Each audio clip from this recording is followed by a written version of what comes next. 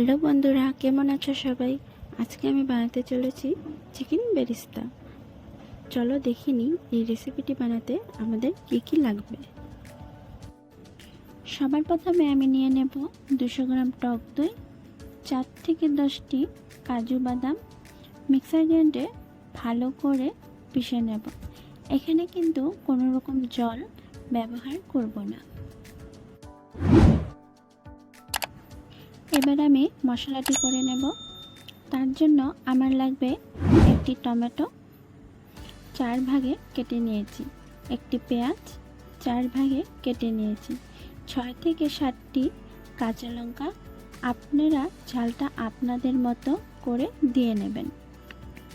এখানে আমি নিয়েছি 1 চামচ জিরে, 1 চামচ ধনে, 3 থেকে 4টি শুকনো লঙ্কা হালকা গরম করে নিয়েছি, আর দিয়ে দেব সামান্য একটু জল।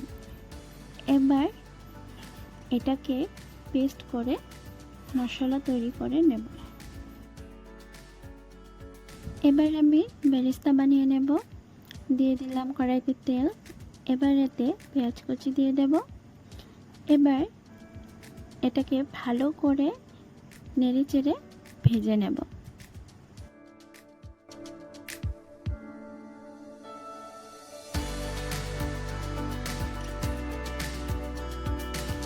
এভাবে যখন পেঁয়াজগুলি ব্রাউন ব্রাউন কালার এসে যাবে, তখন বেরেস্তাগুলো তুলে নেব। এবার মিক্সার গ্রাইন্ডারে বেরেস্তাগুলি পেস্ট করে নেব।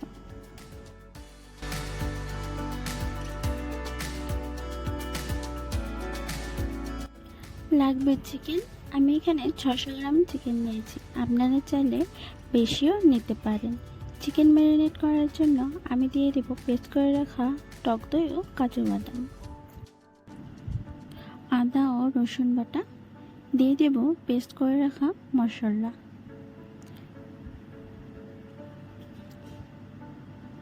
পেস্ট করে রাখা বেরেস্তা, স্বাদ মতো নুন,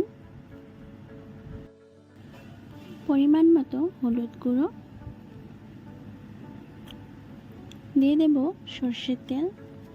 এবার এটাকে ভালো করে ম্যারিনেট করে 30 মিনিটের জন্য রেখে দেব।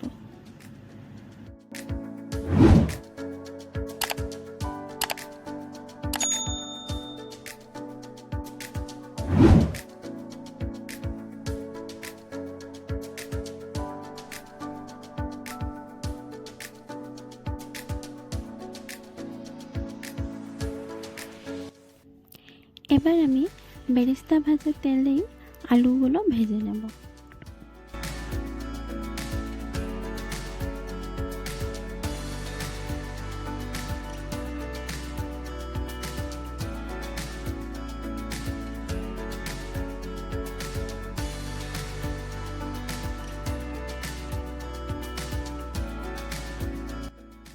এবার এতে দিয়ে দেব 2টি তেজপাতা।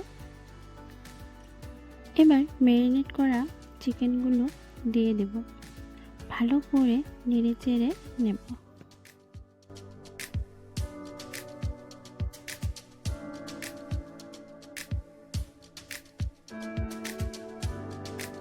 এবার ভাজা আলুগুলো দিয়ে চিকেনগুলো ভালো করে কষিয়ে নেব।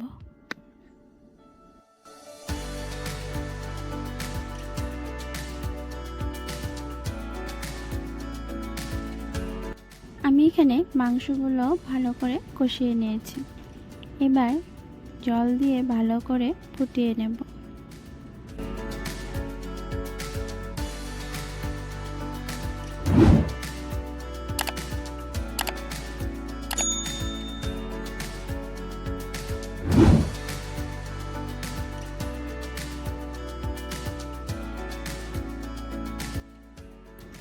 এভাবে ফুটে আসলে আমাদের রান্না কমপ্লিট।